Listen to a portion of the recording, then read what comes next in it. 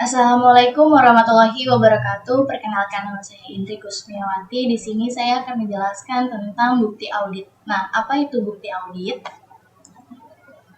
Bukti audit itu sangat besar pengaruhnya terhadap kesimpulan yang ditarik oleh auditor dalam rangka memberikan pendapat atas laporan keuangan yang diauditnya.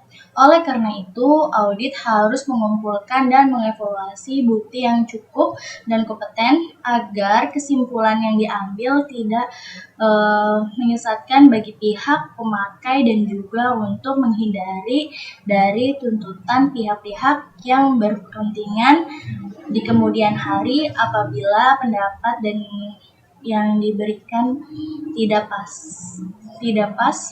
Tipe-tipe bukti audit berupa dokumen juga penting bagi auditor. Hakikat bukti audit.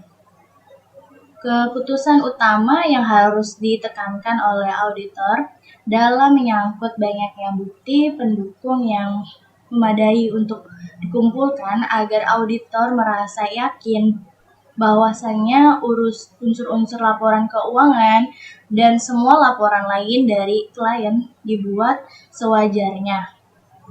Pertimbangan ini penting karena tingginya biaya pemeriksaan dan penelitian seluruh bukti yang tersedia.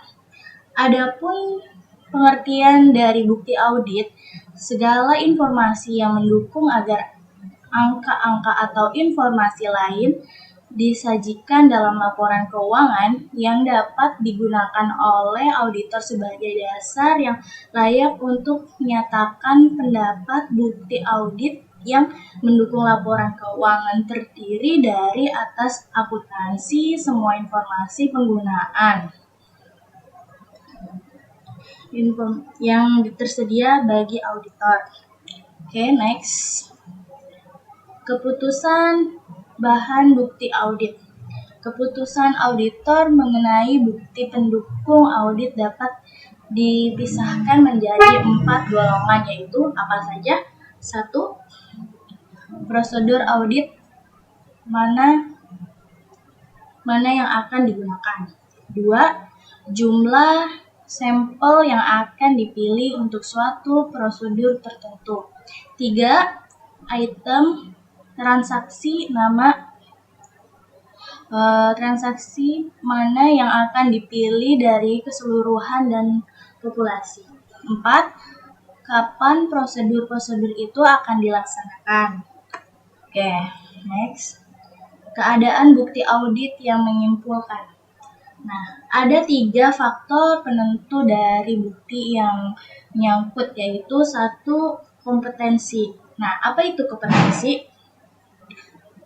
Kompetensi itu merupakan tingkat sampai di mana suatu bukti dianggap kompeten sekali buat tersebut akan banyak membantu auditor dalam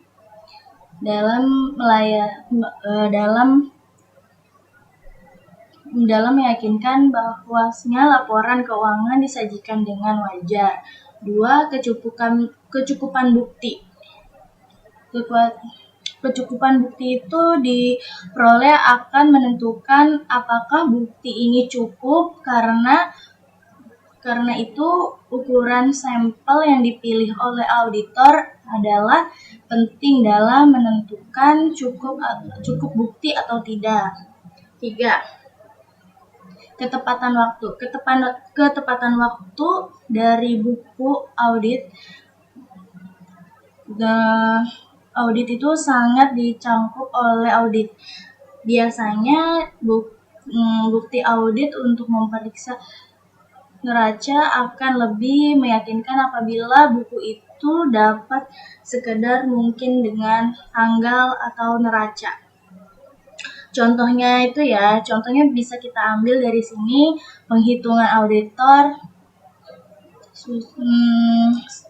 berharga dapat dipastikan pada tanggal neraca akan lebih meyakinkan daripada perhitungan 2 bulan sebelumnya. Kemudian untuk perhitungan rugi laba, bukti akan lebih meyakinkan jika ada sampel dari seluruh periode auditor itu sendiri. Nah, tujuan bukti audit itu apa sih? Tujuan bukti audit itu pada umumnya audit atas laporan keuangan adalah untuk menyatakan pendapat apakah laporan keuangan klien disajikan secara wajar dalam semua hal yang materi sesuai dengan prinsip akuntansi berterima umum Indonesia. Sebab kewajaran laporan keuangan sangat ditentukan integrasi berbagai asersi manajemen yang terkandung dalam laporan keuangan itu tersendiri. Nah, kesimpulan, tujuan umum audit laporan keuangan adalah menyatakan pendapat apakah laporan keuangan klien disajikan secara wajar. Nah, makanya audit itu sangat penting dalam semua hal yang material sesuai dengan prinsip akuntansi berterima umum di Indonesia. Sebab kewajaran laporan keuangan sangat ditentukan integritas sebagai asersi manajemen yang terkandung dalam laporan keuangan. Oke, cukup sekian dari saya yang bisa dapat saya sampaikan tentang audit. Terima kasih. Assalamualaikum warahmatullahi wabarakatuh.